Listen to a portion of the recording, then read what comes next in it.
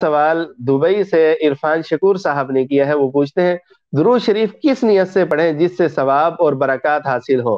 کیا نبی کریم صلی اللہ علیہ وسلم دور سے ہمارا درود شریف سنتے ہیں؟ ہمارا کیا عقیدہ ہونا چاہیے؟ درود میں سیدنا اور مولانا کا اضافہ کرنا کیسا ہے؟ ہر وقت درود شریف پڑھنا کیسا ہے؟ کوئی ایسا درود شریف بتائیں جس میں درود بھی ہو اور سلام بھی ہو. درود شریف کی کثرت کیا ہے جس سے نبی کریم صلی اللہ علیہ وسلم کی زیارت ہو سکے؟ دیکھیں بہت سارے سوال انہوں نے جمع کر دیے. بات یہ ہے کہ درود شریف پڑھنے کی فضیلت اور برکات حاصل ہونے کے لیے نیت کیا ہونی چاہیے؟ تو نیت اللہ تعالیٰ کو راضی کرنے کی ہونی چاہیے کہ اللہ تعالیٰ نے اپنے محبوب پر درود شریف پڑھنے کا حکم دیا ہے، تو اللہ کے حکم کی تعمیل میں اس کی رضا کے لیے میں درود پڑھ رہا ہوں. دوسرا، رسول اکرم صلی اللہ علیہ وسلم کے ہم پر بہت حقوق ہیں. آپ نے امت کی خاطر کتنی مشقتیں اٹھائیں، کتنی تکلیفیں جھیلیں. آپ نے فرمایا اوذیت فی اللہ ما لم یؤذ احد، مجھے اللہ کے راستے میں، دین کے راستے میں اتنی تکلیفیں پہنچائی گئیں کہ کسی کو نہیں پہنچائی گئی.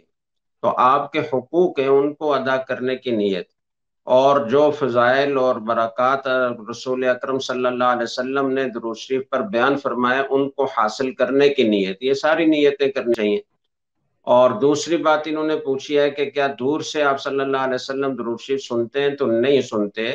آپ نے فرمایا من صلی علیہ عند قبری سمعتہ ومن صلی نائیا ابلغتہ، جو میری قبر کے پاس حاضر ہو کر درود شریف پڑھے گا، سلام کرے گا، تو وہ میں خود سنوں گا، لیکن جو دور سے پڑھے گا تو فرشتوں کے ذریعے سے مجھے پہنچایا جائے گا. تو یہی عقیدہ رکھنا چاہیے. تیسری بات جزاک انہوں نے اللہ. پوچھی ہے کہ ایسا درود شریف جس میں صلاۃ و سلام دونوں جمع ہوں. تو صلی اللہ علیہ وسلم یہ مختصر بھی ہے اور دونوں چیزیں اس میں جمع بھی ہیں. اور بخاری کی روایت میں ہے کہ جب آپ صلی اللہ علیہ وسلم تیسرے آسمان پر گئے معراج کی رات میں، تو آگے دستک دی تو پوچھا گیا من، تو جبریل علیہ الصلوۃ والسلام نے اپنا بتایا. پھر پوچھا گیا من معک، آپ کے ساتھ کون ہے؟ تو آپ حضرت جبریل علیہ الصلوۃ والسلام نے جواب دیا محمد صلی اللہ علیہ وسلم.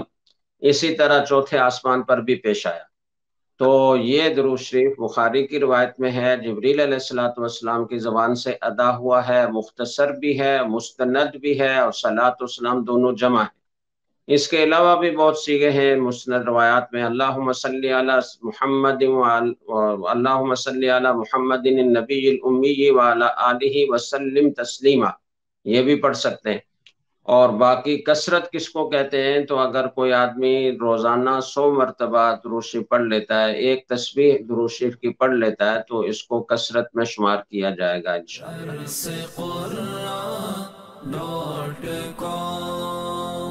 www.darsequran.com